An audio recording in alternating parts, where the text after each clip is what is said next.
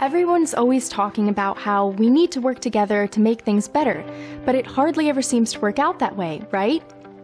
I want to tell you a story about a time when it really did happen, 50 years ago, when the world looked a lot different than it does today. It started right here, in a real supermarket in the real world. The stakes may not have seemed very high, but everybody agreed that this little price sticker wasn't going to cut it anymore. So they imagined something better, something that would save people time and money by helping to identify all the stuff we buy and how much it costs. Believe it or not, it took a lot of really smart people to make this happen, and even then, success was uncertain. But big problems call for big solutions, and a few bold business leaders stepped forward to do something nobody thought was possible. They put aside their differences and worked together to create a new and better way to shop. In other words, goodbye price sticker. On March 31st, 1971, 50 years ago now, this group of leaders met up in New York City, and they agreed on 3 things. First, they agreed to collaborate on a way to tell this can of soup apart from this other can of soup. They called it a Global Trade Item Number, or GTIN for short. It's kind of like an ID card number for things. Second, they agreed to think big. They knew the creation of this number was just the beginning. Eventually, they imagined it could be used outside the grocery store checkout counter, from warehouses to boardrooms and everywhere in between. Lastly, they agreed to innovate. They decided to continue working together on a barcode that would make everybody happy. I think the major concern was that we had these black lines on here, defacing my label. My committee took 2 years to be sure that there was equipment out there that could read it, and that we could tie it into cash registers and that it would work. Just imagine if 2 barcodes couldn't be read by the same scanner. It would be chaos. And so for this to take off, everyone had to speak the same language. 2 years later, they finally had one that was easy to print and easy to scan too. It took a few more years just to add another digit onto the GTIN number. That may not sound like a big deal, but that one extra digit allowed barcodes to travel all over the world. It's hard to imagine, but back then, a tiny product code pushed the limits of data processing almost to the breaking point. I think it took us 3 years to have scanning in all of our stores. It's hard to imagine now, but years ago, this was just sheer magic. Flash forward to today, and a phone that fits in your pocket can do almost anything.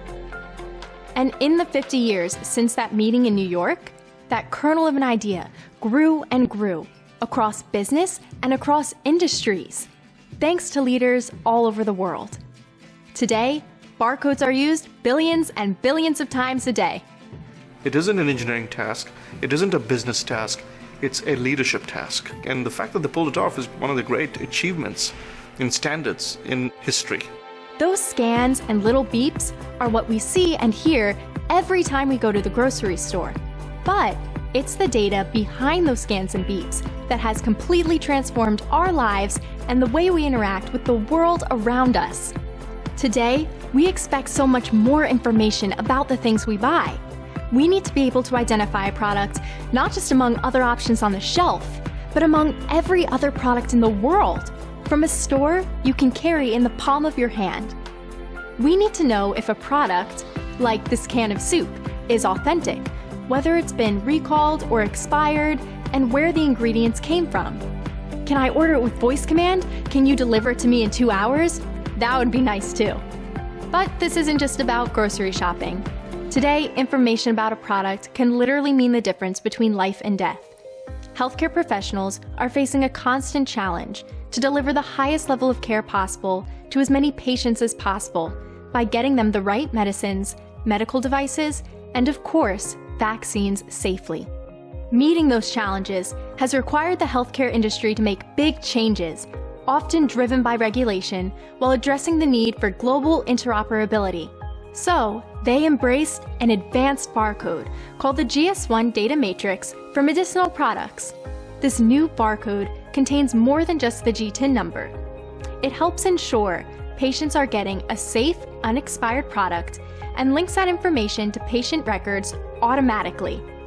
The good news is, those innovations can now be applied to retail and other industries as well. And that brings the story full circle.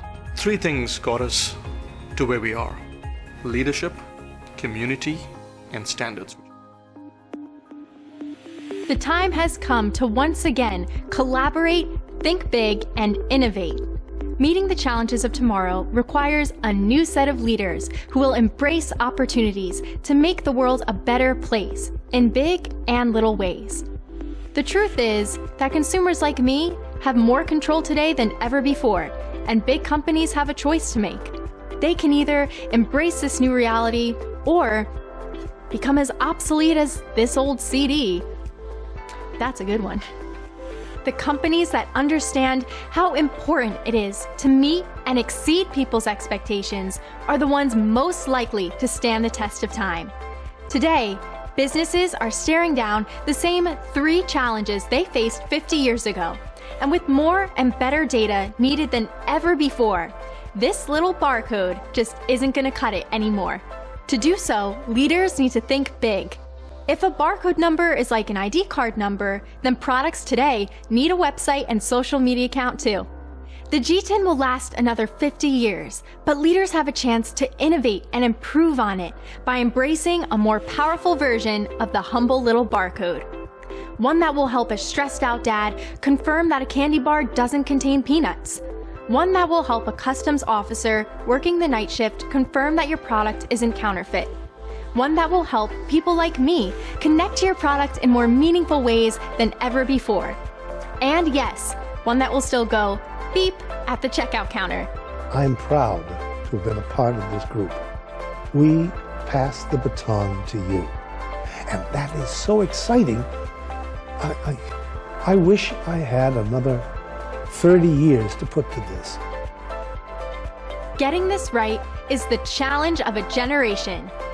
The next 50 years begins today.